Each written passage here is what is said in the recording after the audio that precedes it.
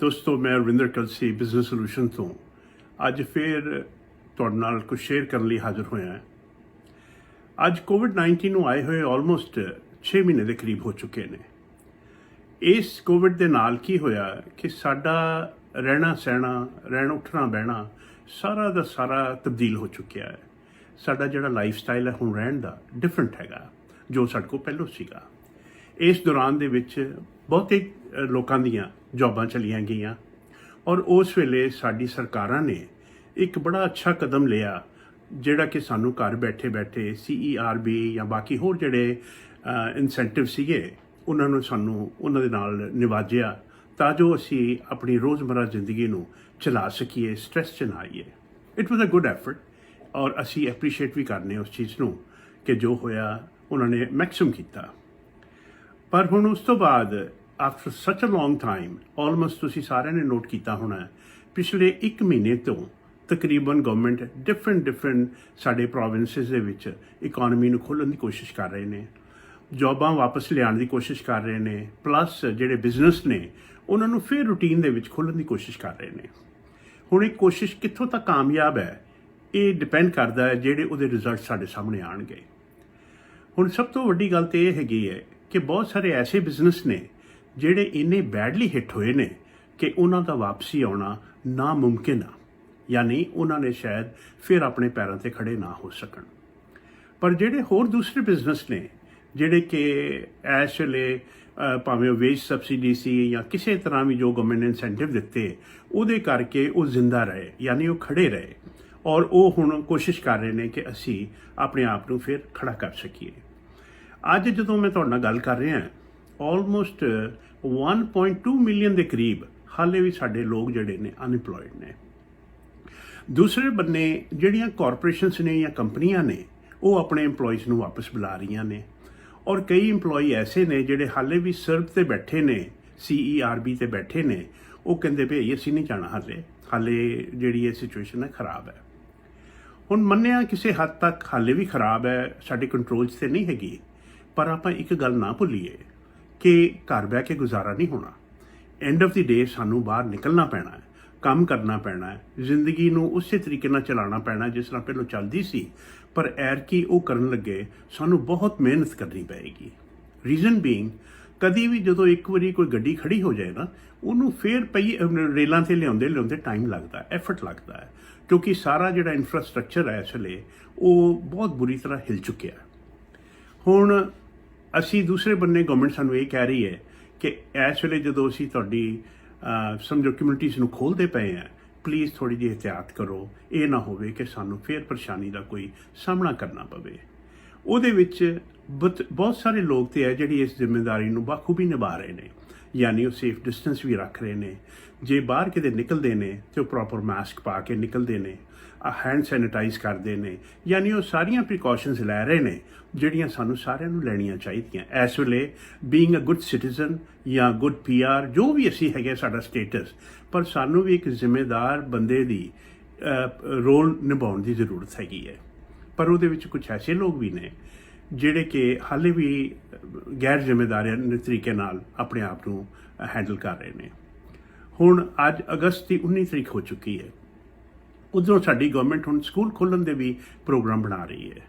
ਸੋ ਕਹਿਣ ਦਾ ਮਤਲਬ ਜਿਹੜੇ ਬੱਚੇ ਸਾਡੇ ਆਲਮੋਸਟ 4, 5, 6 ਮਹੀਨਿਆਂ ਤੋਂ ਘਰ ਬੈਠੇ ਨੇ ਉਹਨਾਂ ਨੂੰ ਅਸੀਂ ਕੰਮਾਂ 'ਤੇ ਕਿਵੇਂ ਸਕੂਲਾਂ 'ਚ ਕਿਵੇਂ ਲੈ ਕੇ ਜਾਈਏ, ਫਿਰ ਉਹਨਾਂ ਦੀ ਪੜ੍ਹਾਈ ਵੀ ਹੈ। ਯਾਨੀ ਕਹਿਣ ਦਾ ਮਤਲਬ ਇੱਕ ਚੀਜ਼ ਦੇ ਨਾਲ ਦੂਜੀ ਚੀਜ਼ ਕਨੈਕਟਡ ਹੈ। ਸੋ ਇਹ ਜਿਹੜਾ ਰਿਪਲ ਇਫੈਕਟ ਹੈ ਇਹ ਸਾਡੀ ਸਾਰਿਆਂ ਦੀ ਜ਼ਿੰਦਗੀ ਦੇ ਉੱਤੇ ਅਸਰ ਪਾ ਰਿਹਾ ਹੈ। ਹੁਣ ਇਹਦੇ 'ਚ ਸਭ ਤੋਂ ਇੱਕ ਜਿਹੜੀ ਇੰਪੋਰਟੈਂਟ ਚੀਜ਼ ਇਸ ਵੇਲੇ ਜਿਹਦੇ ਬਾਰੇ ਕੋਈ ਬੰਦਾ ਗੱਲ ਨਹੀਂ ਕਰ ਰਿਹਾ, ਉਹ ਮੈਂ ਸੋਚਿਆ ਕਿ ਕਿਉਂ ਨਾ ਮੈਂ ਥੋੜ੍ਹਾ ਜਿਹਾ ਇਸ ਟੌਪਿਕ ਨੂੰ ਛੂਹਾਂ ਤਾਂ ਜੋ ਅਸੀਂ ਇਸ ਤੋਂ ਸੁਚੇਤ ਹੋ ਸਕੀਏ ਕਿ ਕੀ ਹੋਏਗਾ। ਜਿਹਨੂੰ ਕਹੀਦਾ ਨਾ ਆਫਟਰਮੈਥ ਹੁੰਦਾ ਹੈ ਕਿ ਇਹ ਹੋਣ ਤੋਂ ਬਾਅਦ ਕੀ ਹੋਏਗਾ। ਇਹ ਜਿਹੜੀ ਇਹ ਗੱਲ ਹੈ ਇਹਦੇ ਬਾਰੇ 'ਚ ਅਸੀਂ ਖੁੱਲ੍ਹ ਕੇ ਕੋਈ ਬੰਦਾ ਗੱਲ ਨਹੀਂ ਕਰ ਰਿਹਾ। ਹਰ ਬੰਦਾ ਇਹ ਗੱਲ ਤੇ ਕਰ ਰਿਹਾ ਦੇਖੋ ਜੀ ਪੈਸਾ ਮਿਲ ਰਿਹਾ, ਸਭ ਕੁਝ ਮਿਲ ਰਿਹਾ, ਇੰਝ ਹੋ ਰਿਹਾ, ਉਂਝ ਹੋ ਰਿਹਾ। ਆਈ appreciate that, I understand that ਕਿ ਬਈ ਉਹ ਵੀ ਜ਼ਰੂਰੀ ਹੈ ਗੱਲ ਕਰਨੀ, ਪਰ ਇਸ ਤੋਂ ਬਾਅਦ ਕੀ ਹੋਣਾ ਹੈ ਸਾਨੂੰ ਇਹਦੇ ਬਾਰੇ ਹੁਣੇ ਸੁਚੇਤ ਹੋਣ ਦੀ ਲੋੜ ਹੈ।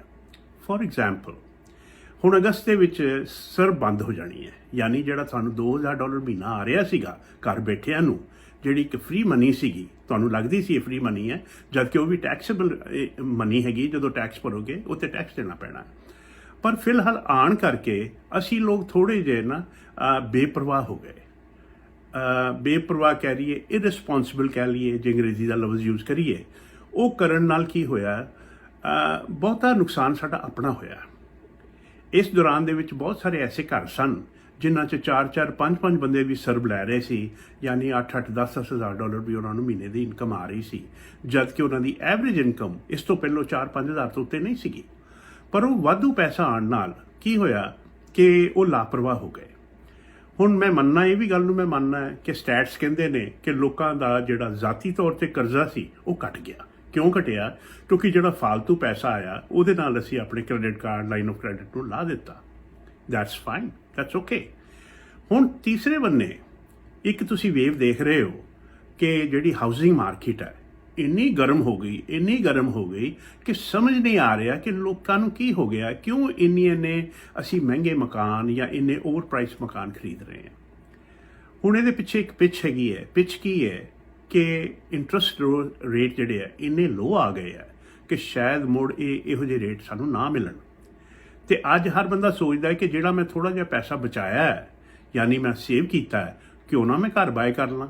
ਔਰ ਘਰ ਬਾਏ ਕਰਨ ਤੋਂ ਬਾਅਦ ਕੀ ਹੋਏਗਾ ਕਿ ਕੱਲ੍ਹ ਨੂੰ ਇਹਦੀ ਐਪਰੀਸੀਏਸ਼ਨ ਹੋਏਗੀ ਅਤੇ ਮੇਰੇ ਪੈਸੇ ਮੇਰੇ ਕੋਲ ਵੱਧ ਹੋ ਜਾਣਗੇ। ਪਰ ਇਹ ਸਾਰੇ ਹਾਲਾਤਾਂ 'ਚ ਅਸੀਂ ਇੱਕ ਗੱਲ ਭੁੱਲ ਗਏ ਕਿ ਸਾਨੂੰ ਬੈਂਕਾਂ ਨੇ 6-6 ਮਹੀਨੇ ਵਾਸਤੇ ਮੌਰਗੇਜ ਡੈਫਰ ਕਰਤੀ। ਉਹ ਵੀ ਜਿਹੜਾ ਟਾਈਮ ਸਾਡੇ ਸਿਰ 'ਤੇ ਆ ਗਿਆ ਹੁਣ, ਯਾਨੀ 6 ਮਹੀਨੇ ਪੂਰੇ ਹੋ ਗਏ। ਹੁਣ 7ਵੇਂ ਮਹੀਨੇ ਤੋਂ ਸਾਡੀ ਮੌਰਗੇਜ ਫਿਰ ਚਾਲੂ ਹੋਣੀ ਹੈ। 7ਵੇਂ ਮਹੀਨੇ ਤੋਂ ਸਾਡੇ ਟੈਕਸ ਫਿਰ ਚਾਲੂ ਹੋਣੇ ਹੈ। 7ਵੇਂ ਮਹੀਨੇ ਤੋਂ ਹੀ ਫਿਰ ਸਾਡੀਆਂ ਜਿਹੜੀਆਂ ਕ੍ਰੈਡਿਟ ਕਾਰਡ ਦੀਆਂ ਲਾਈਨ ਆਫ ਕ੍ਰੈਡਿਟ ਦੀਆਂ ਪੇਮੈਂਟਾਂ ਉਹ ਚਾਲੂ ਹੋਣੀਆਂ, ਪਲੱਸ ਜਿਹੜੀਆਂ ਸਾਡੀਆਂ ਕਾਰਾਂ ਦੀਆਂ ਪੇਮੈਂਟਾਂ ਡੈਫਰ ਹੋਈਆਂ ਸੀਗੀਆਂ ਉਹ ਵੀ ਚਾਲੂ ਹੋਣੀਆਂ। ਸੋ ਕਹਿਣ ਦਾ ਮਤਲਬ ਆਉਣ ਵਾਲੇ ਟਾਈਮ ਦੇ ਵਿੱਚ ਢੇਰ ਸਾਰੇ ਖਰਚੇ ਸਾਡੇ ਸਾਹਮਣੇ ਖੜੇ ਹੈ, ਪਰ ਅਸੀਂ ਕੋਈ ਬੰਦਾ ਵੀ ਉਸ ਬੰਨੇ ਵਿੱਚ ਧਿਆਨ ਨਹੀਂ ਦੇ ਰਿਹਾ ਕਿ ਕੱਲ੍ਹ ਨੂੰ ਜਦੋਂ ਇਹ ਖਰਚੇ ਹੋਣੇ ਹੈ ਮੇਰੇ ਕੋਲ ਇਨਕਮ ਕਿੱਥੋਂ ਆਏਗੀ।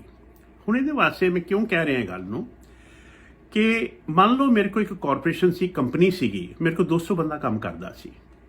200 ਬੰਦਾ ਕੋਈ ਪ੍ਰੋਡਕਸ਼ਨ ਵੀ ਦਿੰਦਾ ਸੀ। ਉਹ ਫਿਰ ਪ੍ਰੋਡਕਸ਼ਨ ਜਿਹੜੀ ਸੀ, ਜਿਹੜਾ ਮਾਲ ਬਣਦਾ ਸੀ ਅਸੀਂ ਮਾਰਕੀਟ 'ਚ ਭੇਜਦੇ ਸੀ। ਉਹ ਭੇਜਣ ਨਾਲ ਸਾਨੂੰ ਰੈਵਨਿਊ ਆਉਂਦਾ ਸੀ, ਜਿਹਦੇ ਨਾਲ ਸਾਰੇ ਬੰਦਿਆਂ ਦੀਆਂ ਤਨਖਾਹਾਂ ਨਿਕਲਦੀਆਂ ਸੀ ਅਤੇ ਅਸੀਂ ਇੱਕ ਖੁਸ਼ਹਾਲੀ ਦੇ ਦੌਰ 'ਚੋਂ ਲੰਘ ਰਹੇ ਸੀਗੇ। ਹੁਣ ਕੀ ਹੋਇਆ ਕਿ ਕੋਵਿਡ-19 ਕਰਕੇ, ਕਿਉਂਕਿ ਇਹ ਵਰਲਡ ਵਾਈਡ ਫਿਨੋਮੀਨਾ, ਇਹ ਕੋਈ ਕੈਨੇਡਾ 'ਚ ਨਹੀਂ ਇਕੱਲੇ ਹੋ ਰਿਹਾ ਜਾਂ ਅਮਰੀਕਾ 'ਚ ਇਕੱਲੇ ਨਹੀਂ ਹੋ ਰਿਹਾ। ਸੋ ਜਿਹੜਾ ਅਸੀਂ ਪ੍ਰੋਡਕਟ ਪ੍ਰੋਡਿਊਸ ਕਰਦੇ ਸੀ ਉਹਨੂੰ ਅਸੀਂ ਬਾਹਰ ਐਕਸਪੋਰਟ ਕਰਦੇ ਸੀ ਜਾਂ ਬਾਹਰਲੀਆਂ ਕੰਪਨੀਆਂ ਸਾਡੇ ਕੋਲ ਬਾਏ ਕਰਦੀਆਂ ਸੀ। ਪਰ ਹੁਣ ਕੀ ਹੋਇਆ ਕਿ ਜਿਸ ਤਰ੍ਹਾਂ ਸਾਡੇ ਹਾਲਾਤ ਨੇ ਉਹੀ ਬਾਕੀਆਂ ਦੇ ਨੇ, ਸੋ ਸਾਡੀ ਜਿਹੜੀ ਸਪਲਾਈ ਡਿਮਾਂਡ ਹੈ ਉਹ ਘਟ ਗਈ, ਯਾਨੀ ਡਿਮਾਂਡ ਘਟ ਗਈ। ਹੁਣ ਸਪਲਾਈ ਅਸੀਂ ਕਿਹਨੂੰ ਕਰੀਏ? ਸੋ ਜੇ ਮੇਰੇ ਕੋਲ 200 ਬੰਦਾ ਪਹਿਲਾਂ ਕੰਮ ਕਰਦਾ ਸੀ, ਹੁਣ ਮੇਰਾ ਉਹ 200 ਬੰਦੇ ਦੀ ਜਗ੍ਹਾ ਸਿਰਫ ਮੈਨੂੰ 50 ਬੰਦਿਆਂ ਦੀ ਲੋੜ ਹੈ, ਜਿੰਨੀ ਕਿ ਮੇਰੀ ਇਸ ਵੇਲੇ ਪ੍ਰੋਡਕਸ਼ਨ ਹੈ। ਅਤੇ ਇਹਦੇ ਨਾਲ ਕੀ ਹੋਇਆ ਕਿ 150 ਬੰਦਾ ਜਿਹੜਾ ਮੇਰੇ ਕੋਲ ਕੰਮ ਕਰਦਾ ਸੀ ਉਹ ਅਨਇੰਪਲੋਇਡ ਹੋ ਗਿਆ। ਹੁਣ ਜਦੋਂ ਮੇਰਾ ਕੰਮ ਖੁੱਲ੍ਹਿਆ ਅਤੇ ਮੈਂ ਤੁਹਾਨੂੰ ਬਥੇਰੀ ਵਾਰੀ ਕਿਹਾ ਕਿ ਭਾਈ ਆ ਜਾਓ ਵਾਪਸ, ਸਾਡੇ ਕੋਲ ਤੁਹਾਡੀ ਜੌਬ ਹੈਗੀ ਹੈ, ਆ ਜਾਓ। ਤੁਸੀਂ ਕਿਹਾ ਜੀ ਨਹੀਂ, ਮੈਂ ਕੋਵਿਡ ਕਰਕੇ ਨਹੀਂ ਆਉਣਾ ਕਿਉਂਕਿ ਮੇਰੀ ਸਿਚੁਏਸ਼ਨ ਹਾਲੇ ਠੀਕ ਨਹੀਂ, ਮੈਂ ਸੇਫ ਨਹੀਂ ਹਾਂ। ਹੁਣ ਤੁਸੀਂ ਆਪ ਖੁਦ ਸੋਚੋ ਕਿ ਜਿਹੜੇ ਮੈਨੂੰ ਬੰਦੇ ਚਾਹੀਦੇ ਹੈ, ਜੇ ਤੁਸੀਂ ਨਹੀਂ ਆਓਗੇ ਤਾਂ ਮੈਨੂੰ ਕਿਤੇ ਤੇ ਬੰਦੇ ਲੈਣੇ ਪੈਣਗੇ ਨਾ। ਸੋ ਉਹ ਕੀ ਹੋਇਆ ਕਿ ਮੈਂ ਬਾਹਰੋਂ ਹੋਰ ਭਰਤੀ ਕਰ ਰਿਹਾ। ਹੁਣ ਇਹ ਜਿਸ ਵੇਲੇ ਸਰਵ ਬੰਦ ਹੋਣੀ ਹੈ ਅਤੇ ਤੁਸੀਂ ਸਾਰਿਆਂ ਨੇ ਆਪੋ ਆਪਣੀਆਂ ਕੰਪਨੀਆਂ 'ਚ ਵਾਪਸ ਜਾਣਾ ਹੈ। ਤੁਸੀਂ ਕਹਿਣਾ ਜੀ ਮੈਂ ਆ ਗਿਆ, ਉਹਨਾਂ ਨੇ ਕਹਿਣਾ I'm sorry we don't have a job for you. ਕਿਉਂ? ਅਸੀਂ ਤੁਹਾਡੀ ਜਗ੍ਹਾ ਰਿਪਲੇਸਮੈਂਟ ਲੈ ਲਈ ਹੈ। ਹੁਣ ਇਹ ਰਿਪਲੇਸਮੈਂਟ ਹੋਣ ਤੋਂ ਬਾਅਦ ਕੀ ਹੋਣਾ ਹੈ ਕਿ ਬਹੁਤੇ ਸਾਡੇ ਲੋਕਾਂ ਨੇ ਜੌਬਲੈਸ ਹੋ ਜਾਣਾ ਹੈ। ਜਿੱਦਣ ਜੌਬਲੈਸ ਹੋਣਾ ਹੈ ਉਹਦੇ ਸਾਹਮਣੇ ਸਾਡੇ ਪਹਾੜ ਵਰਗੇ ਖਰਚੇ ਖੜੇ ਨੇ, ਉਹ ਅਸੀਂ ਕਿੱਥੋਂ ਪੂਰੇ ਕਰਨੇ ਹੈ? ਸਾਡੇ ਕੋਲ ਕੋਈ ਐਸਾ ਜ਼ਰੀਆ ਨਹੀਂ ਹੋਣਾ ਕਿ ਅਸੀਂ ਕੁਝ ਕਰ ਸਕੀਏ। ਸੋ ਕਹਿਣ ਦਾ ਮਤਲਬ ਮੈਂ ਸਿਰਫ ਤੁਹਾਨੂੰ ਅਗਾਹ ਕਰ ਰਿਹਾ, ਸੁਚੇਤ ਕਰ ਰਿਹਾ ਕਿ ਜੇ ਤੁਹਾਨੂੰ ਕੰਮਾਂ ਤੋਂ ਕਾਲ ਆ ਰਹੀ ਹੈ ਤਾਂ ਪਲੀਜ਼ ਗੋ ਬੈਕ। ਕੁਛ ਨਹੀਂ ਹੋਣਾ। ਜੇ ਅੱਜ ਤੱਕ ਤੁਸੀਂ ਆਪਣੇ ਆਪ ਨੂੰ ਬਚਾ ਸਕੇ ਹੋ ਅਤੇ ਤੁਸੀਂ ਪ੍ਰੀਕਾਸ਼ਨ ਲਓਗੇ ਤਾਂ ਅੱਗੇ ਵੀ ਬਚੇ ਰਹੋਗੇ। ਪਰ ਜੇ ਘਰੇ ਹੀ ਬੈਠੇ ਰਹੇ ਤਾਂ ਸ਼ਾਇਦ ਕੱਲ੍ਹ ਨੂੰ ਸਾਡੇ ਕੋਲ ਆਪਣੇ ਜਿਹੜੇ ਘਰੇਲੂ ਖਰਚੇ ਹੈ ਉਹਨਾਂ ਨੂੰ ਸੰਭਾਲਿਆ ਨਾ ਜਾ ਸਕੇ। ਹੁਣ ਇਹਦੇ ਪਿੱਛੇ ਇੱਕ ਹੋਰ ਚੀਜ਼ ਜਿਹੜੀ ਬੜੀ ਇੰਪੋਰਟੈਂਟ ਹੈ, ਜਿਹੜੀ ਸਾਨੂੰ ਸਾਰਿਆਂ ਨੂੰ ਦੇਖਣ ਦੀ ਲੋੜ ਹੈ, ਉਹ ਇਹ ਹੈ ਕਿ ਜਿਸ ਤਰ੍ਹਾਂ ਕਿਹਾ ਜਾ ਰਿਹਾ ਹੈ ਕਿ ਸ਼ਾਇਦ ਫਾਲ ਸੀਜ਼ਨ ਦੇ ਵਿੱਚ ਕਿਤੇ ਕੋਈ ਸੈਕੰਡ ਵੇਵ ਨਾ ਆ ਜਾਏ ਕੋਵਿਡ ਦੀ। ਹੁਣ ਤੁਸੀਂ ਇਹ ਯਾਦ ਰੱਖਣਾ ਕਿ ਪਹਿਲੀ ਵੇਵ ਵੇਲੇ ਤੇ ਗੌਰਮੈਂਟ ਸਾਡੇ ਨਾਲ ਸੀ, ਉਹਦੇ ਕੋਲ ਪੈਸਾ ਸੀ, ਉਹ ਫਟਾਫਟ ਤੁਹਾਨੂੰ ਦੇ ਹੀ ਗਏ। ਦੂਜੀ ਵੇਵ ਦੇ ਵਿੱਚ ਤੁਹਾਨੂੰ ਆਪੇ ਲੜਨੀ ਪੈਣੀ ਉਹ ਵੇਵ। ਤੁਹਾਨੂੰ ਕਿਸੇ ਨੇ ਸਰਵ ਨਹੀਂ ਦੇਣੀ, ਤੁਹਾਨੂੰ ਕਿਸੇ ਨੇ ਕੋਈ ਪੈਸਾ ਨਹੀਂ ਦੇਣਾ, ਕਿਉਂਕਿ ਗਵਰਨਮੈਂਟ ਕੋਲ ਪੈਸਾ ਹੋਣਾ ਹੀ ਨਹੀਂ, ਕਿਉਂਕਿ ਆਲਰੇਡੀ ਅਸੀਂ ਇੰਨੇ ਕਰਜ਼ਾਈ ਹੋ ਚੁੱਕੇ ਹਾਂ। ਇਹ ਜੋ ਤੁਹਾਨੂੰ ਸਾਨੂੰ ਸਾਰਿਆਂ ਨੂੰ ਮਿਲੇ ਨੇ, ਉਹ ਮਿਲਣ ਤੋਂ ਬਾਅਦ ਗਵਰਨਮੈਂਟਾਂ ਜਿਹੜੀਆਂ ਇੱਕ ਕਿਸਮ ਦੀਆਂ ਨਿਹਾਇਤ ਉਹਨਾਂ ਦੇ ਉੱਤੇ ਬਰਡਨ ਪੈ ਚੁੱਕਾ ਹੈ। ਹੁਣ ਅਗਲੀ ਵੇਵ ਲਈ ਸ਼ਾਇਦ ਉਹ ਆਪ ਤੁਹਾਡੀ ਮਦਦ ਨਾ ਹੀ ਨਹੀਂ ਕਰ ਸਕਣ ਜਿੰਨੀ ਤੁਹਾਨੂੰ ਪਹਿਲਾਂ ਕੀਤੀ ਹੈ। ਸੋ ਉਹਦੇ ਲਈ ਫਾਈਟ ਜਿਹੜੀ ਹੈ ਸਾਨੂੰ ਸਾਰਿਆਂ ਨੂੰ ਆਪਣੇ ਆਪ ਹੀ ਲੜਨੀ ਪੈਣੀ ਹੈ। ਸੋ ਇਹ ਸਾਰੇ ਜਿਹੜੇ ਮੁੱਦੇ ਨੇ ਇਹ ਨਿਹਾਇਤ ਜ਼ਰੂਰੀ ਨੇ। ਧਿਆਨ ਦਿਓ ਇਹਨਾਂ ਬਾਰੇ 'ਚ, ਸੋਚੋ ਇਹਨਾਂ ਦੇ ਬਾਰੇ 'ਚ ਕਿ ਕੀ ਤੁਹਾਡੇ ਕੰਟਰੋਲ 'ਚ ਹੈ ਕੋਈ ਗੱਲ ਜਾਂ ਨਹੀਂ ਹੈਗੀ। ਜੇ ਨਹੀਂ ਹੈਗੀ ਤੇ ਪਲੀਜ਼ ਬੀ ਕੇਅਰਫੁਲ, ਕਿਉਂਕਿ ਇਸ ਤੋਂ ਬਾਅਦ ਜਦੋਂ ਸਾਡੇ ਕੋਲ ਮੌਰਗੇਜਾਂ ਨਾ ਦਿੱਤੀਆਂ ਗਈਆਂ, ਬਹੁਤੇ ਘਰਾਂ ਦੇ ਵਿੱਚ ਤੇ ਸ਼ਾਇਦ ਬੈਂਕਰਪਸੀ ਦੇ ਵੀ ਨੌਬਤ ਆ ਜਾਏ, ਜਾਂ ਫਿਰ ਕੀ ਹੋਏਗਾ ਕਿ ਅਸੀਂ credit card, line of credit ਤੋਂ ਪੈਸੇ ਚੁੱਕ ਕੇ ਆਪਣੀਆਂ ਮੌਰਗੇਜਾਂ ਪੂਰੀਆਂ ਕਰਨ ਦੀ ਕੋਸ਼ਿਸ਼ ਕਰਾਂਗੇ। So please be aware. ਇੱਥੇ ਇਮੋਸ਼ਨਲ ਗੱਲ ਨਹੀਂ ਹੈਗੀ ਕਿ ਸ਼ਾਇਦ ਲੁੱਟ ਪਈ ਹੈ ਘਰ ਖਰੀਦ ਲਓ, ਲੁੱਟ ਪਈ ਹੈ ਘਰ ਖਰੀਦ ਲਓ। ਇੱਥੇ ਕੋਈ ਲੁੱਟ ਨਹੀਂ ਪਈ ਹੋਈ। ਜੇ ਅਸੀਂ ਸਰਵਾਈਵ ਕਰ ਜਾਵਾਂਗੇ, ਆਪਣੀ ਫੈਮਿਲੀ ਨੂੰ ਸਰਵਾਈਵ ਕਰ ਲਾਂਗੇ, ਤੇ ਮੈਂ ਸਮਝਦਾ ਕਿ ਸ਼ਾਇਦ ਕੱਲ ਸਾਡੇ ਕੋਲ ਕੋਈ ਫਿਊਚਰ ਹੋਵੇ। ਪਰ ਜੇ ਅਸੀਂ ਇਹ ਨਾ ਕਰ ਸਕੇ, it could be a very very grim situation, ਜਿਹੜੇ ਵਿੱਚ ਅਸੀਂ ਸਾਰੇ ਆਪਣੇ ਆਪ ਨੂੰ ਰਿਸਪੌਂਸਿਬਲ ਮੰਨ ਕੇ ਚੱਲੀਏ। ਕੱਲ ਨੂੰ ਅਸੀਂ ਗੌਰਮੈਂਟ ਦੇ ਉੱਤੇ ਉਂਗਲ ਨਾ ਚੱਕੀਏ ਕਿ ਸ਼ਾਇਦ ਉਹਨਾਂ ਕਰਕੇ ਅਸੀਂ ਹੋ ਗਿਆ। ਔਰ ਇਸ ਵਜ੍ਹਾ ਕਰਕੇ ਪਲੀਜ਼ ਬੀ ਅਵੇਅਰ ਕਿ ਜੋ ਹੋ ਰਿਹਾ ਹੈ ਇਹ ਠੀਕ ਨਹੀਂ ਹੈ। ਪਰ ਅਸੀਂ ਆਪਣੀ ਸਿਚੁਏਸ਼ਨ ਨੂੰ ਦੇਖਦੇ ਹੋਏ ਨਿਹਾਇਤ ਜ਼ਰੂਰੀ ਹੈ ਕਿ ਅਸੀਂ ਘਰ ਬੈਠ ਕੇ ਜ਼ਰੂਰ ਇਹਨੂੰ ਦੇਖੀਏ। ਇਹਦੇ ਲਈ ਮੈਂ ਸਿਰਫ ਤੁਹਾਨੂੰ ਇੱਕ ਟਿਪ ਦੇਣਾ ਜ਼ਰੂਰ ਚਾਹਾਂਗਾ ਕਿ ਘਰ ਬੈਠ ਕੇ ਆਪਣੇ ਉਹ ਜ਼ਰੂਰੀ ਖਰਚੇ ਦੇਖੋ, ਲਿਖੋ ਕਿ ਅਗਲੇ ਮਹੀਨੇ ਤੋਂ ਮੈਨੂੰ ਕੀ ਕੀ ਚਾਹੀਦਾ ਹੈ। ਕਹਿਣ ਦਾ ਮਤਲਬ ਮੇਰੀ ਮੌਰਗੇਜ ਦੀ ਪੇਮੈਂਟ ਕਿੰਨੀ ਹੈ, ਮੇਰੀ ਟੈਕਸ ਪੇਮੈਂਟ ਕਿੰਨੀ ਹੈ, ਮੇਰੀ ਕਾਰ ਦੀ ਪੇਮੈਂਟ ਕਿੰਨੀ ਹੈ, ਕ੍ਰੈਡਿਟ ਕਾਰਡ ਦੀ ਪੇਮੈਂਟ ਕਿੰਨੀ ਹੈ, ਟੋਟਲ ਜਿਹੜੇ ਮੇਰੇ ਫਿਕਸ ਐਕਸਪੈਂਸਿਸ ਕਿੰਨੇ ਨੇ। ਔਰ ਉਸ ਫਿਕਸ ਐਕਸਪੈਂਸਿਸ ਦੇ ਵਿੱਚ ਜਦੋਂ ਸਰਵ ਬੰਦ ਹੋ ਗਿਆ ਤੇ ਮੇਰੇ ਕੋਲ ਆਪਣੇ ਕੋਲ ਕਿੰਨੀ ਇਨਕਮ ਦਾ ਸੋਰਸ ਹੈ। ਤੁਹਾਨੂੰ ਤੁਹਾਡੀ ਜਿਹੜਾ ਕੁਐਸਚਨ ਹੈ ਉਹਦਾ ਜਵਾਬ ਤੁਹਾਨੂੰ ਆਪੇ ਹੀ ਮਿਲ ਜਾਣਾ ਹੈ ਕਿ ਭਾਈ ਮੈਂ ਇੰਨਾ ਸ਼ਾਰਟ ਹਾਂ ਜਾਂ ਮੇਰਾ ਠੀਕ ਠਾਕ ਹਾਂ। ਸੋ ਇਸ ਵਜ੍ਹਾ ਕਰਕੇ ਜਿਹੜਾ ਤੁਹਾਡੀਆਂ ਲੱਗੀਆਂ ਜੌਬਾਂ ਹੈ ਉਹਨੂੰ ਲੱਤ ਨਾ ਮਾਰੋ, ਉੱਥੇ ਜਾਓ ਵਾਪਸ, ਆਪਣੀਆਂ ਜੌਬਾਂ ਜੁਆਇਨ ਕਰੋ ਔਰ ਕੋਸ਼ਿਸ਼ ਕਰੋ ਕਿ ਆਪਣੀ ਮੈਂਟਲ ਹੈਲਥ ਨੂੰ ਠੀਕ ਰੱਖਦੇ ਹੋਏ ਤੁਸੀਂ ਆਪਣੀਆਂ ਕਮਰ ਕੱਸੇ ਕਰਕੇ ਫਿਰ ਜੌਬਾਂ ਦੇ ਵਿੱਚ ਜਾ ਕੇ ਆਪਣੇ ਆਪ ਨੂੰ ਅਸੀਂ ਕਾਮਯਾਬ ਕਰੀਏ, ਆਪਣੇ ਆਪ ਆਪਣੇ ਪੈਰਾਂ 'ਤੇ ਖੜੇ ਹੋ ਸਕੀਏ, ਤਾਂ ਕਿ ਅਸੀਂ ਆਪਣੇ ਫਿਊਚਰ ਨੂੰ ਫਿਰ ਉਸੇ ਤਰੀਕੇ ਨਾਲ ਚਲਾ ਸਕੀਏ ਜਿਵੇਂ ਪਹਿਲਾਂ ਚੱਲਦਾ ਸੀਗਾ। ਸੋ ਮੇਰਾ ਤੁਹਾਨੂੰ ਸਿਰਫ ਇਹੋ ਇੱਕ ਰਿਕੁਐਸਟ ਹੈ, ਪਲੀਜ਼ ਆਲ ਬੀ ਰਿਸਪੌਂਸਿਬਲ। ਇਸ ਸਿਲਸਿਲੇ ਦੇ ਵਿੱਚ ਜੇ ਤੁਹਾਨੂੰ ਕੋਈ ਹੈਲਪ ਦੀ ਲੋੜ ਹੋਵੇ, ਯੂ ਕੈਨ ਕਾਲ ਮੀ, ਜਿਹੜਾ ਸਾਡਾ ਟੋਲ ਫ੍ਰੀ ਨੰਬਰ ਹੈ 186679089884। ਤੁਹਾਨੂੰ ਸਾਰਿਆਂ ਨੂੰ ਪਤਾ ਹੈ ਕਿ ਅਸੀਂ ਕੈਨੇਡਾ ਭਰ ਦੇ ਵਿੱਚ ਹਰ ਸਿਟੀ ਤਕਰੀਬਨ ਸਾਡੇ ਆਫਿਸਿਸ ਨੇ। ਅਸੀਂ ਬਰੈਂਪਟਨ 'ਚ ਹਾਂ, ਅਸੀਂ BC 'ਚ ਹਾਂ, ਅਸੀਂ ਅਲਬਰਟਾ 'ਚ ਹਾਂ, ਅਸੀਂ ਵਿਨੀਪੈਗ 'ਚ ਹਾਂ, ਅਸੀਂ ਸਸਕੈਚੁਨ 'ਚ ਹਾਂ। ਦੀ ਓਨਲੀ ਥਿੰਗ ਇਜ਼ ਮੈਂ ਆਪਣਾ ਬਿਜ਼ਨਸ ਨਹੀਂ ਪ੍ਰਮੋਟ ਕਰ ਰਿਹਾ, ਮੈਂ ਸਿਰਫ ਇਸ ਲਈ ਕਹਿ ਰਿਹਾ ਕਿ ਕਿਸੇ ਵੀ ਪ੍ਰੋਵਿੰਸ 'ਚ ਬੈਠੇ ਹੋ ਤੁਸੀਂ, ਜਿਹੜਾ ਸਾਡਾ ਟੋਲ ਫ੍ਰੀ ਨੰਬਰ ਹੈ 186679089884, ਜੇ ਤੁਸੀਂ ਉੱਤੇ ਕਾਲ ਕਰਦੇ ਹੋ, ਤੁਸੀਂ ਮੇਰੇ ਨਾਲ ਸਲਾਹ ਮਸ਼ਵਰਾ ਕਰ ਸਕਦੇ ਹੋ। ਮੈਂ ਤੁਹਾਨੂੰ ਥੋੜ੍ਹਾ ਜਿਹਾ ਗਾਈਡ ਕਰ ਸਕਦਾ ਹੈ ਕਿ ਤੁਹਾਡੇ ਹਾਲਾਤ ਦੇ ਵਿੱਚ ਕੀ ਹੋਣਾ ਚਾਹੀਦਾ ਹੈ ਜਾਂ ਕੀ ਤੁਹਾਨੂੰ ਕਰਨਾ ਚਾਹੀਦਾ ਹੈ। ਅੱਗੇ ਤੁਸੀਂ ਆਪ ਬਹੁਤ ਸਮਝਦਾਰ ਹੋ, ਤੁਸੀਂ ਆਪਣੀ ਮਰਜ਼ੀ ਦੇ ਮਾਲਕ ਹੋ। ਮੇਰਾ ਫਰਜ਼ ਸਿਰਫ ਇੰਨਾ ਸੀਗਾ ਕਿ ਮੈਂ ਤੁਹਾਨੂੰ ਥੋੜ੍ਹਾ ਜਿਹਾ ਤੁਹਾਡਾ ਧਿਆਨ ਇਸ ਬੰਨੇ ਦਵਾਵਾਂ। ਨੀਅਰ ਫਿਊਚਰ ਦੇ ਵਿੱਚ ਮੈਂ ਫਿਰ ਦੇਖਾਂਗਾ ਕਿ ਜੇ ਮੈਂ ਕੁਝ ਹੋਰ ਫਿਲ ਇਨ ਕਰ ਸਕਿਆ, I will be certainly calling back on all of you, ਤਾਂ ਕਿ ਮੈਂ ਤੁਹਾਨੂੰ ਐਡਵਾਈਸ ਕਰਾਂ। Stay blessed, stay safe, stay home, and try to get back on your feet, and God bless you. Thank you.